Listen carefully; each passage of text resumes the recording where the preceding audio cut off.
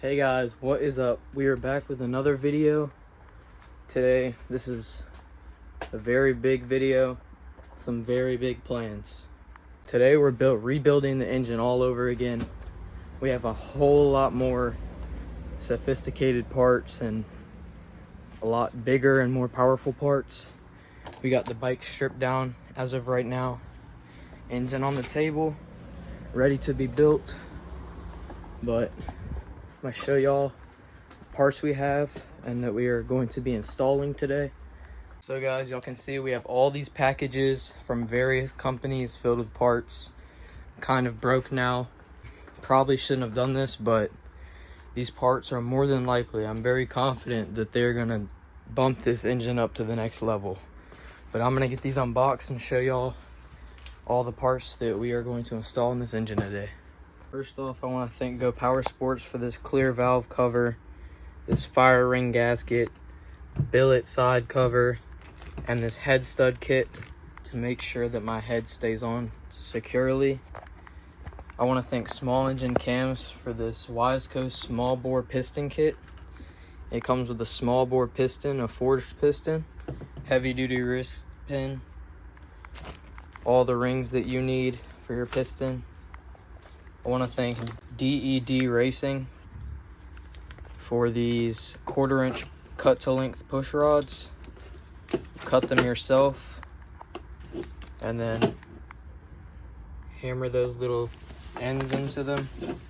I want to thank Summit Racing for this 28mm flat slide Mikuni carb. It's going to really ramp up the amount of fuel that goes into my engine. I want to thank Mark from Black Market Innovations for this MoFlow 1 billet head, fully ported and polished, titanium retainers, dual valve springs. This head is 18 cc's, comes with a 32mm intake valve and a 27mm exhaust valve. So this thing's really gonna up my performance in the engine. Paired with this billet, fully port matched specifically for this head.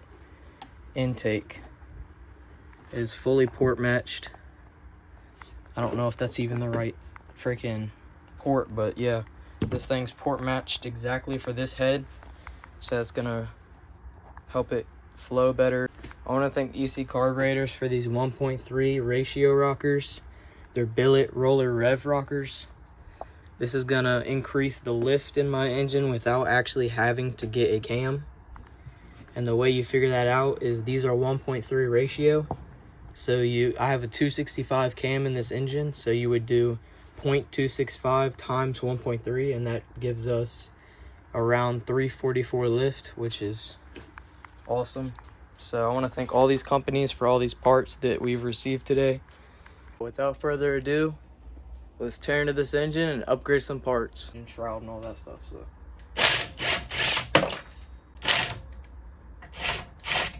also, this is a new exhaust pipe my dad helped me make. We heat wrapped it.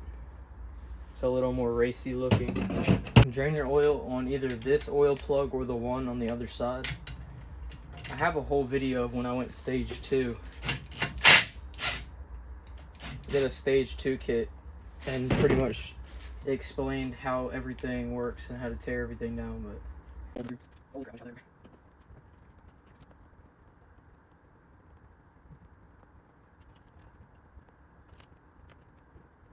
now that we've drained our oil, we can reinstall our drain plug. Guess I'll take the clutch off. Clutch off, 10mm socket. Clutch off. What I'm planning on doing, since this engine's probably gonna rev super high, I do a mixture of both racing and cruising around. So I'm not really trying to buy a separate race clutch. This is just like a cheap $20 Amazon clutch. So I've looked it up and stuff, and I'm probably gonna increase the stall on this, which means like I can rev the bike higher before the clutch actually grips and makes the bike go. Which the way I'm gonna do that is I'm gonna take this apart, and there's a little spring inside here. I don't know if y'all can see it, like the little spring right there.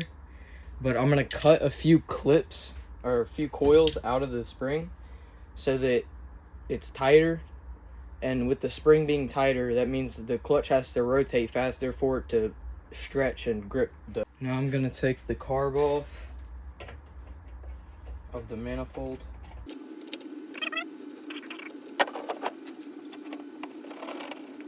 So now we have our 24 millimeter nibby carb off. We're gonna be upgrading to a 28 millimeter Mikuni. So that's 4 millimeters bigger than this carb, and it's supposedly a lot better. Now we're gonna take off our manifold using a, what size is this? Size 5 Allen wrench, or Allen.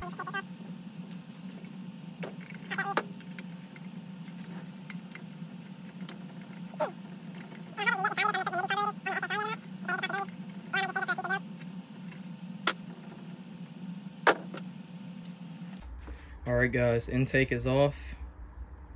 Go Power Sports intake. 24 millimeters, I think. Off this breather hose.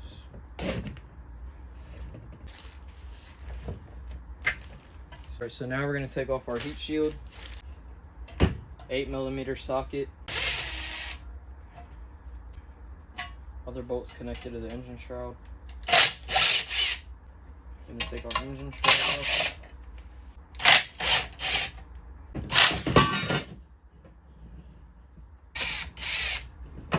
Alright, so our heat shield's off. I'm gonna set that over here. Pop off our engine shroud. Here's our ARC billet flywheel that we put on from our last build. This thing's done amazing. It's held up really well. I don't even need to pop this out. I'll just take the magneto off. I did not think about that. Alright, that's a lot easier. So now we'll uninstall this magneto. Starter coil, whatever you call it.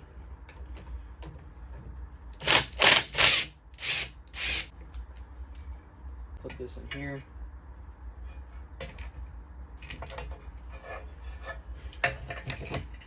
You already know.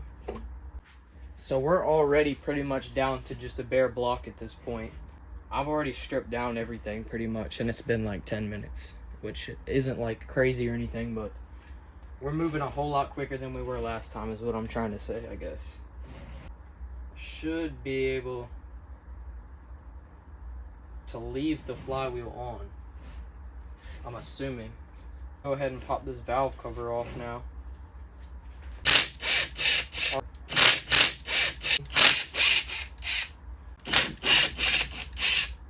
Alright guys, we now have a razor blade.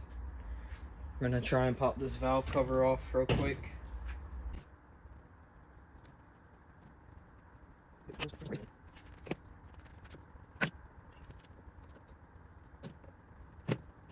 Alright, so we have a hammer and a flathead screwdriver.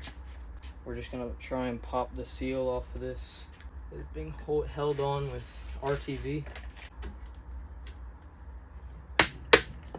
Alright, we got it off, guys. So this is the material that was holding it on. It's like this gray, like silicone type stuff. It's meant for sealing gaskets and all that stuff. So got the valve cover off. Valve cover bolts. Honestly, I think this thing has been coil binding. Possibly. Yeah.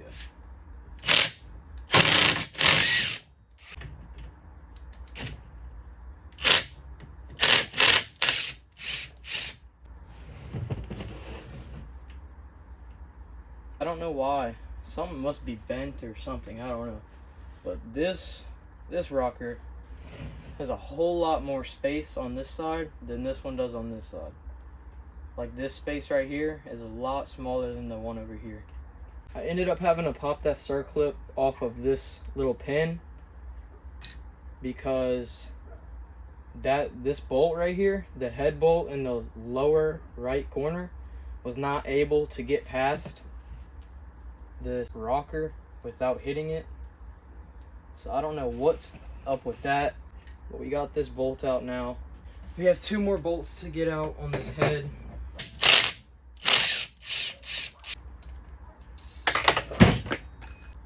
Alright, I was wrong. I'm gonna have to pop this one out too. But there is a whole lot more space on this side than that side. Alright, so now we can take out this pin on the left and take off this rocker. So now we have our push rods out. We have all of our head bolts out. Almost. Now we do. And now we can pull this head off and see what everything looks like in here. I was wrong. One last bolt.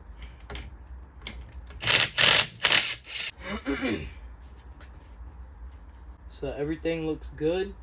Don't think the head gasket's torn at all or anything. This is what our head's looking like. I don't know if you can see all that. This is what the head looks like. I don't see any dings on the pistons, nothing on the valves. Our head gasket is in shape. No tears. Guys, don't forget to scrape off any leftover head gasket material off of your head. I think we're gonna bust in the side cover now, open that up, see how everything looks in there. Then we can put our new head on and our new rockers. We have this push rod tool right here you can get off Go Power Sports. It's essentially a plain aluminum push rod, but it has this screw in it that you can adjust. And you're also gonna need a bore dial or a dial indicator. You can pick these up at your local Harbor Freight. But anytime you're putting a big cam in your engine, or especially roller rockers, or ratio rockers I should say, that's going to change the geometry of the engine, and you're going to need either bigger or smaller push rods. Most likely you're going to need something. The stock push rods are not going to work is what I'm trying to say most of the time. Alright guys, so before we start this process, you're going to need a stock valve spring, because the material that the adjustable push rod is made out of is definitely going to break if you put them under load with these type of springs. It's just going to be way too heavy for that type of material. Picked up this valve spring compressor from Harbor Freight. It's a pretty cheap one. You can find better ones on Amazon. Also, it'd be good, I mean you don't have to use it, but it'd also be good to have a magnet to get the split keepers once you compress the spring. I've already lost it, but it'd be good to have a magnet. You're also going to need a set of calipers for this process. You can pick these up at any hardware store. First thing first, you're going to have to install a stock valve spring using a spring compressor. So I'll show you how to do that real quick. Doesn't matter which spring you change out, but you do need to change one of them out and install stock spring. So the way I'm going to do this is put these bottom jaws underneath of the lowest coil in the spring. Alright guys, so I actually don't recommend this type of spring compressor. I mean, it'll work, but I'm going to have to grind this down. I already grinded it down once, both on this silver part and this part, the black pieces, because they're way too thick and cannot fit in between those springs. So I'm going to have to go grind them down once more, and then it should work. But yeah, I recommend just getting a pair of like clamp type spring compressors off Amazon. Alright, so after grinding this spring compressor multiple times, I think it's finally working. I think it's working. Yeah, it's working. After grinding it for multiple times. Yeah, here we go. Take these keepers. So there's one keeper. Don't want to break this yet, but I don't know why this isn't popping out. So you can get this tool. It was only 10 bucks. 10 bucks from Harbor Freight, but there are better options out there. So do what you want. It worked for us, but it was a little bit of a pain. the second spring. All right, so here we go.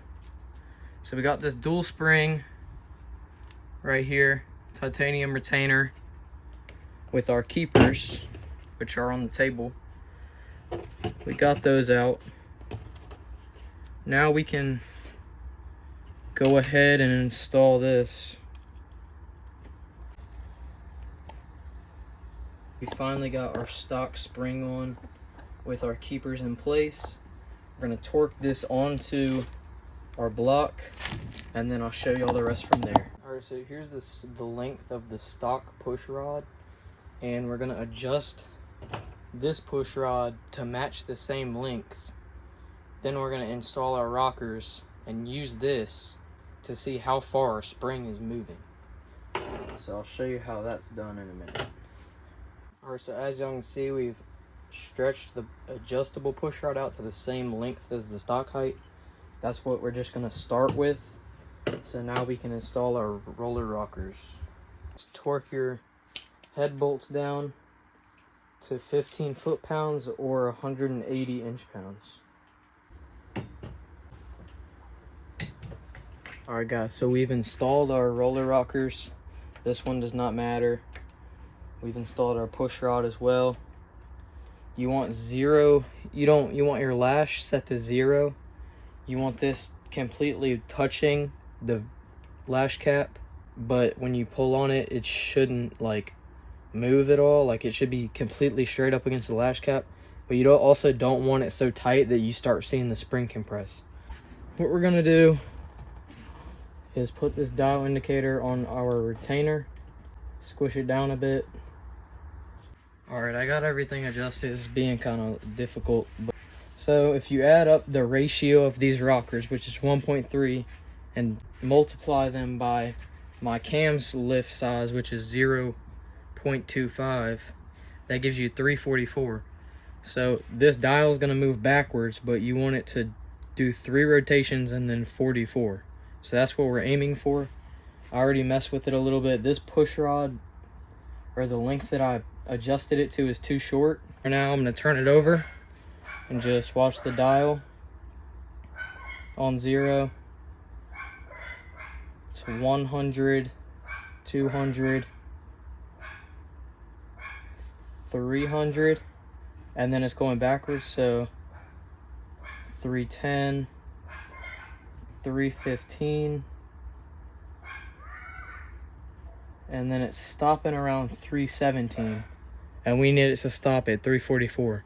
So I'm gonna stretch the push rod out a little bit longer and we can see what it's doing. This process was actually kind of painful and frustrating, but we figured it out. I'm just gonna show y'all because we found the right length. I'm almost certain that we found the right length push rod that we need. So here you can see we have our dial on 0. We can spin this engine over and we get 100, 200, 300, 310, 20, 30, 40, and it looks like the max it's going to is 344.2 is what I'm estimating. It's definitely 3.44, which is what we needed. Yeah, so we can pull this push rod out, measure it to the exact length on the actual push rod, cut our actual push rod to length, and then hammer our little ball tip into the other end of it. Alright guys, sorry about the push rod confusion. That really got me frustrated, I'm not gonna lie. My tip to you is just make sure that your engine is very held down so that it can't move at all, as well as the dial. As annoying as it gets going back and forth from lengthening and shortening, just keep doing it and you should find it. But it took me a couple hours to figure that out. We got our push rod marked We're gonna cut it with this bandsaw over here. It's probably honestly not the best thing to cut this with. We don't have anything else more precise than that. So we're just gonna YOLO it. These are only like $23. So if I do mess up, I could always just order another pair. But that would suck to be held off for a few days, but we're gonna get to cutting. Alright guys, so I'm terribly sorry to end the video here, but storage is becoming a very big problem as I'm filming these videos with an iPhone for right now, and my storage is completely full.